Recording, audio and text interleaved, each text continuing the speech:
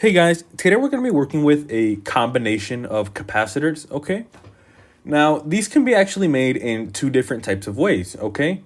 By either there being, numerous capacitors in a series, okay? Or in parallel. Now, if you've had an introduction to circuits, you may already know what a parallel circuit is and what a circuit is in series, okay? But first, we're going to start out with the capacitor in series, okay? With the capacitor, I'm sorry. So the way in which it works is that you have two capacitors in series, which is 1, 2. And when you connect a 9-volt battery, okay, the right capacitor is going to send on a negative charge, okay? So this little guy, oops. There we go. So this little guy is going to travel all the way over here. And it's going to end up right over here on the left capacitor, which is going to push another negative. Okay, all the way over here. Okay. And it's going to leave a positive charge right over here. Okay, this one is also going to leave a positive charge because the negative traveled all the way over here and it left a positive charge over here.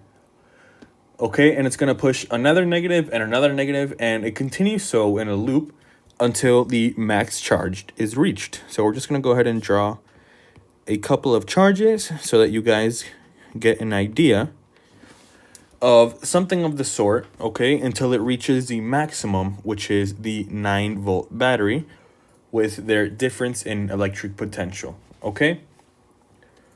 But actually, because of the way in which the in-series method works, no matter the capacitance of each capacitor, they are all going to have the same charge.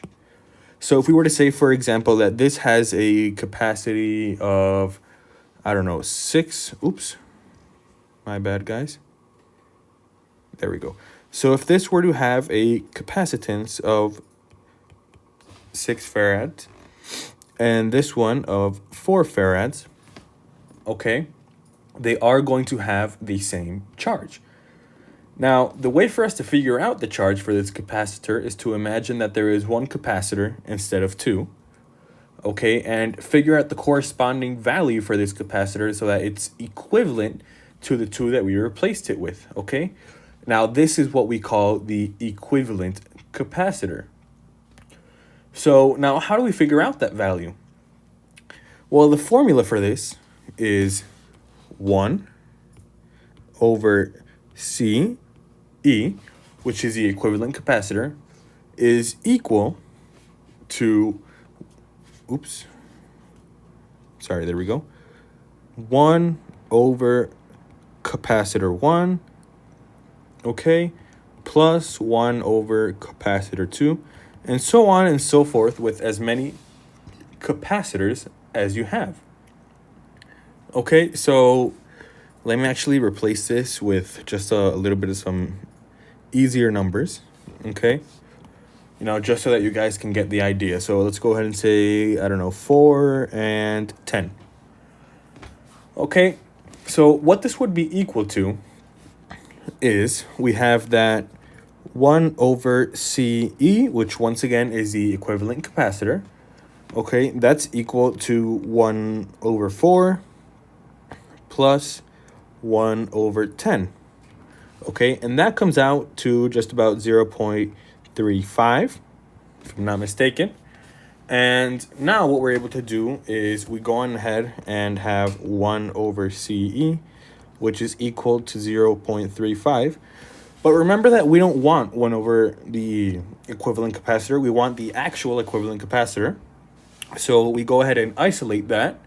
And what we would get is that it's equal to 2.85.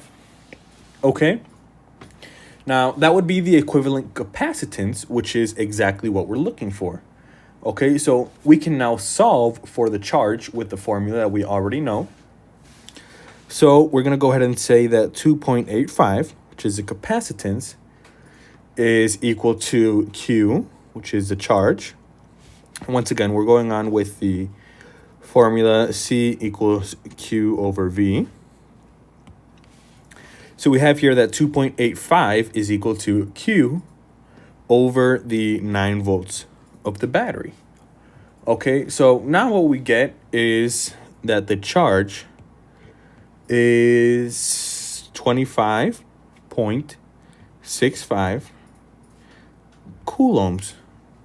Okay, and that is the charge of whichever capacitor, that being either this one or this one. As remember, I did mention that the charge, let me write that down, because it's actually very important. I'm gonna erase this procedure.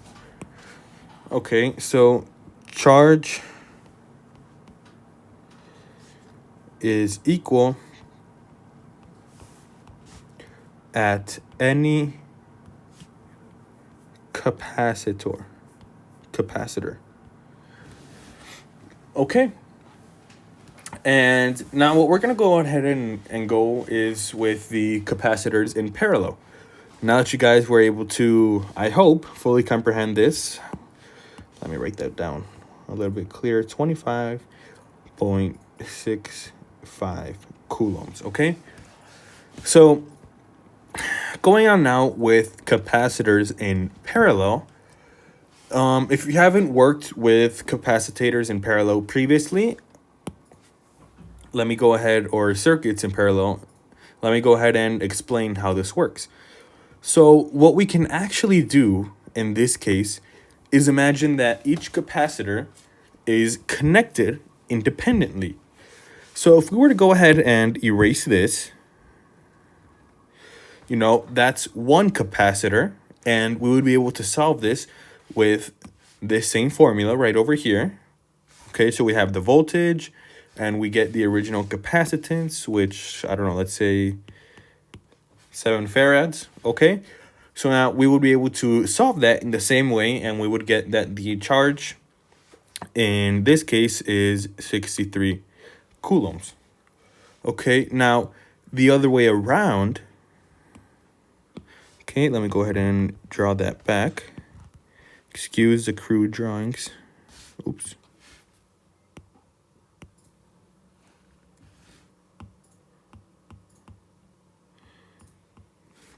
My bad. Oops. I'm a bit of a mess today. Excuse me. There we go. So now in this case, what we would be able to do is imagine that this one doesn't exist. And let's say that this has a capacitance of, I don't know, 10 farads. So now what we'll be able to do is calculate that independently, and it would have a total charge of 90 coulombs, okay?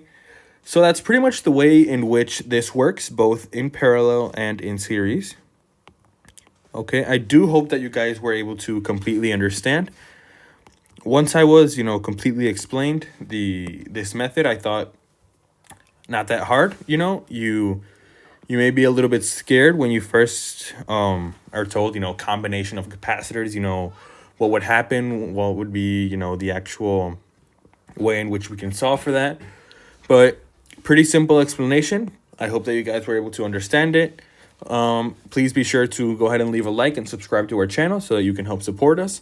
And leave a comment with any recommendations on how we can improve our videos and how we can help you guys out in a better manner. Thank you guys. I hope you have a great day.